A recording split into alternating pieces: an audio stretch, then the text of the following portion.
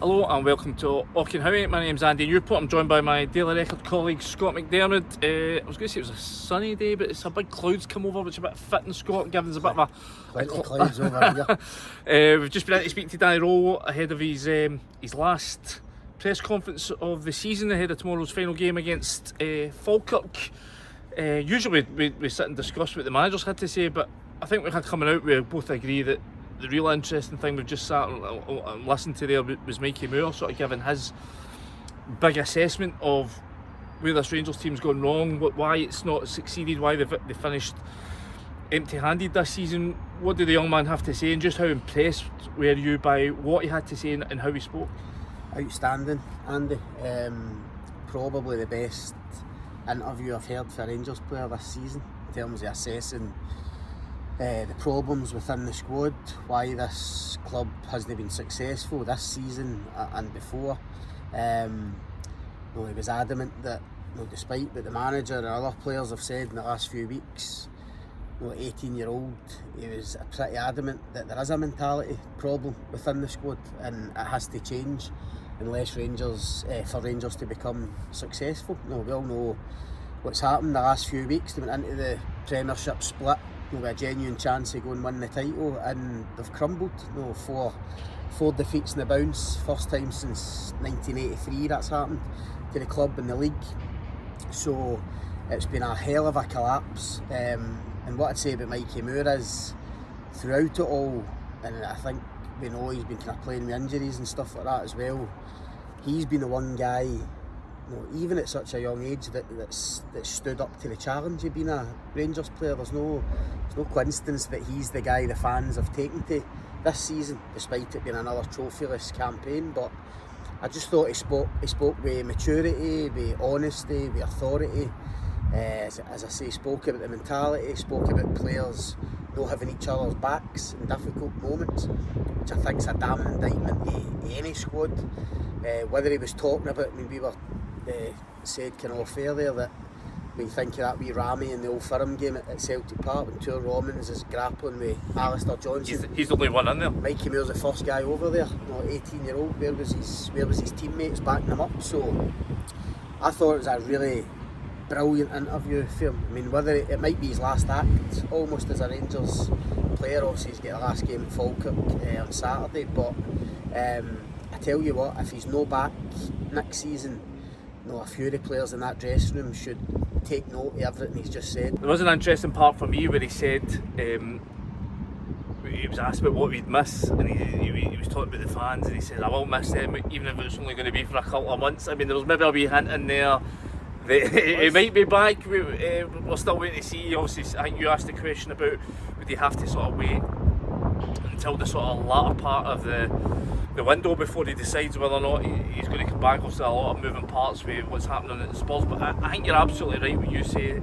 this is a kid at 18, youngest player of the part, and at times he's been the only one driving the team on the pitch, only one setting standards, and he admits that this is a club where you have to come in and look to get the best out of yourself every single day, and I don't think enough players are doing that, and just the fact that he felt that he could come out and say that there's not enough people within the dressing room that realise what they've got here and what needs to be done here. And by the way, Andy, Mikey Moore hasn't been brilliant every game. Yeah. He admits himself. He acknowledges it's big enough to acknowledge that as well. Hasn't he had a good season, but he knows there's been games where he's come up short. But the one thing you can never accuse him is no fighting, no trying, no putting a shift in, no trying to influence games.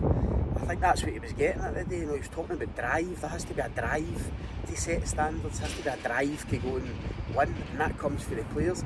He actually said, he was quoted as saying people can talk about the manager and about the club and what. It's the players that drive the standards. They're the only ones that can do it. So, and in terms of him coming back, he speaks with such passion about Rangers. Called it a special club and a special time. He does seem to get it. It's got under his skin. We know, we've interviewed him previously and he spoke about how he's got family in England that are big Rangers fans, his girlfriend's family are Rangers fans, so he does get it.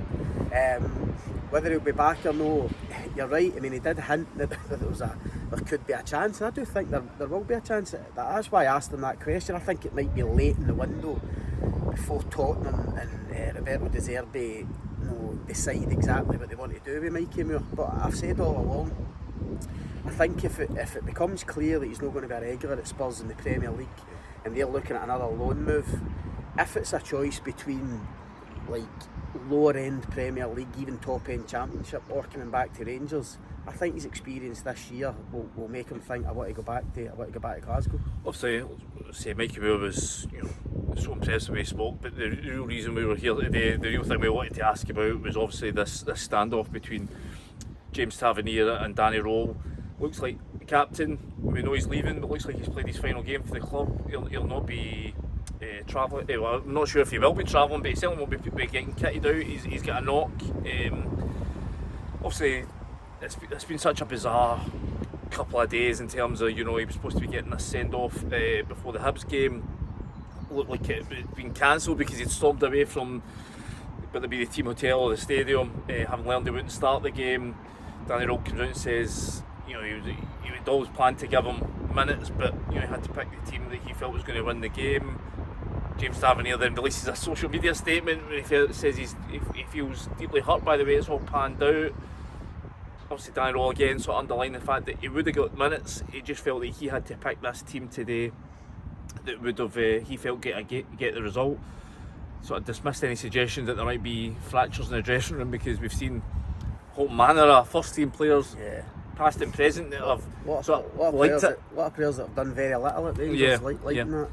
What's your take on it? Who's in the right, who's in the wrong here? There's no doubt it's been a sad ending of James Tavernier's Rangers career. Aside from what happened the other night, just the fact that yet another trophyless season, as I spoke about the collapse of the Premiership title bid, so it's been a sad ending for him. It's no the way he would have wanted it the other night, I totally get that. But I have to say, Andy, from Danny Rohl's point of view, I don't know what he's done wrong, Danny Rohl. I thought James Tavernier was poor at Celtic Park last week. We know he's been carrying an injury because he's having to get an injection today. So I don't blame Danny Rohl for wanting to put James Tavernier on the bench on Wednesday night. I think sentiment has to go out the window. He was in a 3-game losing run. I know it was people say it was a dead rubber. But Danny Rohl had to try and win the game. They just lost 3 in a row, just lost an Old Firm derby. I don't think it would have been that bad for James Tavernier to be on the bench and come on, 20 minutes, half an hour to go, get his big ovation, come on to the pitch. He could have even led the team out, even though he was sitting on the bench with his kids and stuff, which is obviously what he wanted to do, and I don't blame him for that. He's been here 11 years.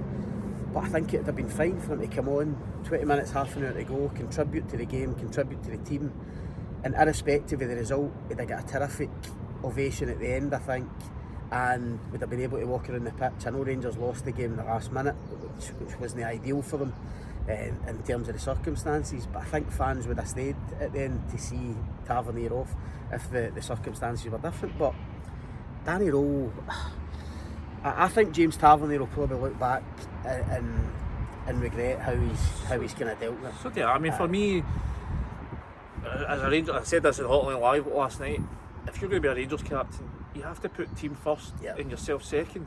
And I don't think that's what he did. I thought he made it about himself, and and it kind of summed up. This is a team that are rudderless, that are without leadership, and they go and lose a game that they were pretty much control for most of the second half. And we've seen that happen time and time again. And for me, it underlines the need for Rangers, for Danny Rohl. Really, what's crucial for Danny Rohl next season is a clean slate.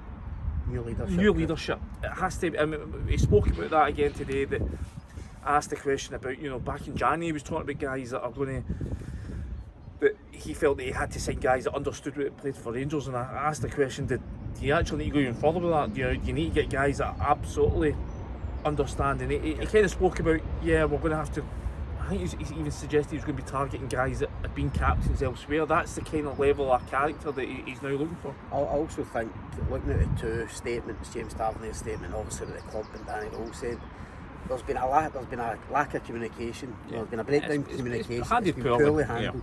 And I mean that between the manager, the medical staff, the captain.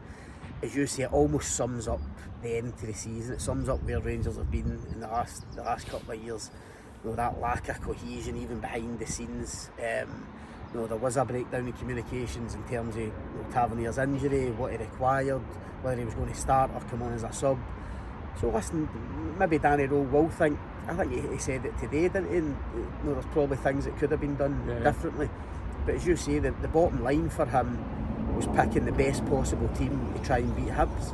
And I genuinely think, after the performance at Celtic Park, the game before, I don't know if James Tavernier's got a leg to stand on to say that he deserves to start. I respect him, but it was his last home game on the road. And as I say, I think he'll look back and think, look, emotions were obviously high. I understand that, I understand what it means to Tavernier to end these 11 years at the club. But as I go back to my initial point, I think for him to be on the bench, come on for 20 minutes, 30 minutes, that could have been a good send-off for him. But obviously it didn't work out that way, and I think he'll probably look back in years to come and think, I should have probably done things differently.